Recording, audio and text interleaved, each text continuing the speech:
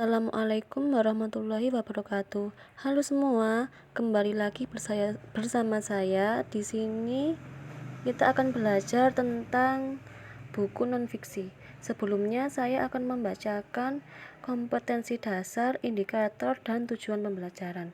Yang pertama yaitu ada kompetensi dasar 3.13, yaitu menemukan unsur-unsur dari buku fiksi dan non-fiksi yang dibaca.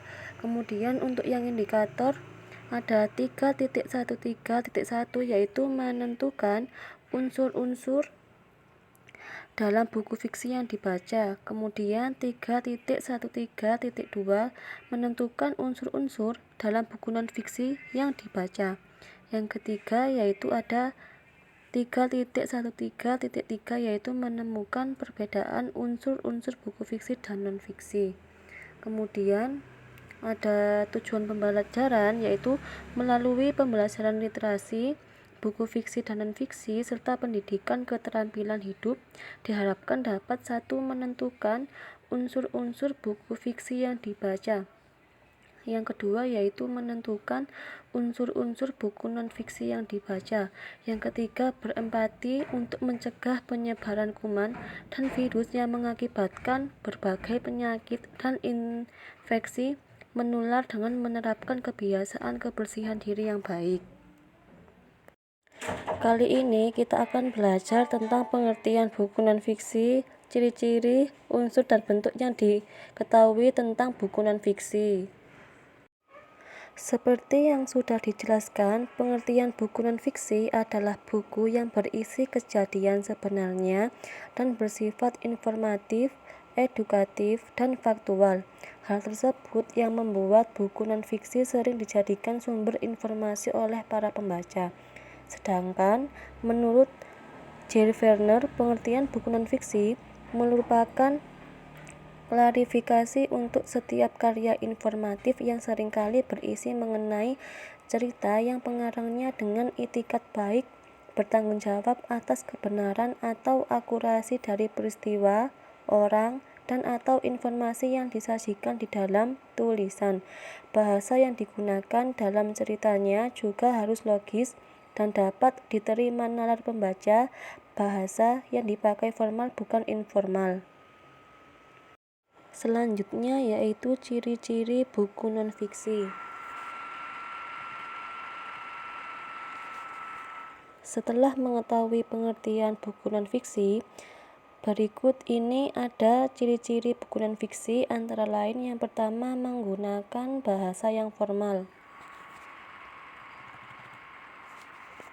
Ciri tersebut yang paling menonjol dari buku non-fiksi.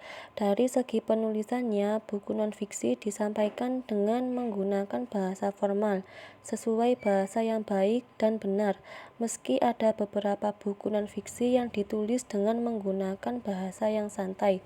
Hal tersebut tentu dengan catatan tetap menggunakan bahasa yang sesuai kaidah penulisan yang benar. Yang kedua yaitu menggunakan bahasa denotatif. Bahasa yang digunakan dalam buku non-fiksi ialah denotatif. Kata denotatif maksudnya adalah kata yang mengandung makna sebenarnya. Informasi yang disampaikan oleh penulis disajikan secara lengkap, to the point, dan tegas. Tujuan penggunaan kata denotatif ini yaitu karena penulis ingin memberikan informasi kepada pembaca dengan cara tidak berbelit-belit atau membingungkan pembaca. Yang ketiga yaitu berdasarkan fakta. Dalam karangan non-fiksi, tulisan yang dimuat harus sesuai fakta dan bersifat faktual sesuai data yang diperoleh. Hal tersebut yang membuat pembaca bisa langsung memperoleh manfaat dari informasi yang disampaikan. Yang keempat, tulisan berbentuk ilmiah populer. Maksud dari bentuk ilmiah populer adalah tulisan tidak melulu menggunakan bahasa yang kaku. Jadi yang terpenting tulisan dapat dipelajari dan dipahami secara mandiri. Sebuah tulisan dikatakan sebagai tulisan ilmiah populer karena penggunaan bahasa yang mudah dipahami dan sesuai dengan pasar. Kemudian dalam pengambilan data berdasarkan kajian, daftar pustaka, dan sumber referensi yang dijadikan acuan. Dalam penggunaan sumber referensi, sebaiknya dipahami terlebih dahulu isinya dan ditulis kembali sesuai dengan pemahamannya sendiri.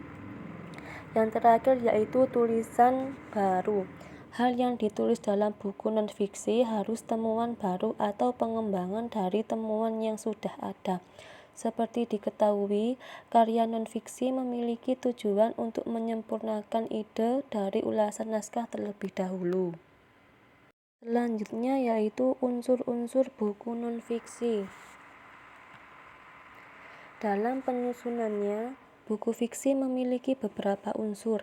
Berikut ini unsur-unsur buku non-fiksi antara lain: 1. Cover buku. Pada cover atau sampul buku non-fiksi terdapat informasi mengenai buku tersebut seperti judul dan nama penulis. Tak jarang buku non-fiksi yang juga menyertakan tahun terbit serta edisi buku pada sampul. Yang kedua yaitu rincian subbab buku. Rincian subbab buku berupa informasi subbab dalam sebuah buku non-fiksi. Biasanya rincian subbab buku non-fiksi berisi gambaran umum dari subbab bersangkutan. Rincian subbab buku non-fiksi bertujuan untuk memudahkan pembaca dalam memahami isi buku. Yang ketiga yaitu judul subbab. Judul subbab biasanya terletak di halaman daftar isi pada buku non-fiksi sehingga pembaca dapat lebih mudah menemukan bagian yang ingin dicari. Yang keempat, isi buku. Bagian ini akan menjelaskan secara rinci tentang isi keseluruhan buku non-fiksi. Isi buku umumnya dijelaskan dalam bahasa yang baku agar dapat dipahami pembaca. Seperti yang dijelaskan sebelumnya, isi buku harus berdasarkan fakta dan data yang dapat dipertanggungjawabkan oleh penulis.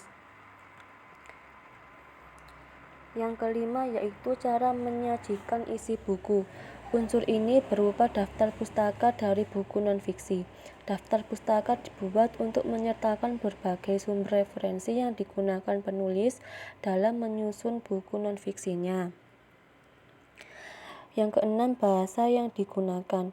Bahasa yang digunakan dalam penulisan buku non-fiksi biasanya baku dan sesuai dengan kaidah kebahasaan bahasa Indonesia. Jika ada kata serapan maupun kata asing yang jarang didengar masyarakat, biasanya penulis akan mencantumkan di bagian glosarium sehingga jika pembaca yang tidak tahu kata tersebut bisa merujuk pada glosarium untuk mencari artinya. Selain itu, buku non-fiksi harus menggunakan bahasa yang lugas, tidak bertele-tele, sehingga informasi yang disampaikan bisa diterima dengan baik oleh pembaca. Yang ketujuh yaitu sistematika penulisan. Buku non-fiksi harus ditulis secara sistematis.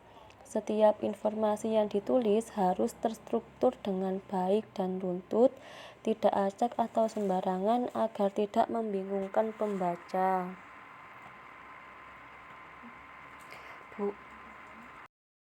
Selanjutnya yaitu bentuk buku non-fiksi.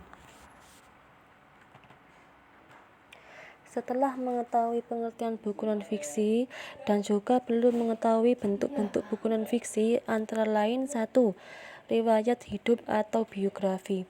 Riwayat hidup seseorang merupakan tulisan yang berisi perjalanan hidup seseorang, baik ditulis sendiri maupun ditulis oleh orang lain. Yang kedua, esai. Esai merupakan sebuah karangan atau tulisan yang membahas suatu tema dari sudut pandang pribadi si penulis. Yang ketiga yaitu karya tulis ilmiah. Karya tulis ilmiah adalah hasil karya yang diperoleh oleh kegiatan menulis dengan menerapkan konvensi ilmiah, contohnya seperti skripsi, tesis, makalah, jurnal, artikel hasil penelitian, dan kertas kerja. Yang keempat, catatan dokumenter. Cerita sejarah atau catatan dokumenter merupakan tulisan yang berisi tentang masa lalu suatu objek. Selain yang telah disebutkan di atas, masih ada contoh bentuk buku non-fiksi, antara lain buku pelajaran, jurnal, buku ensiklopedia, opini, dan pidato. Sekian dari saya, apabila ada salah kata mohon maaf. Wassalamualaikum warahmatullahi wabarakatuh.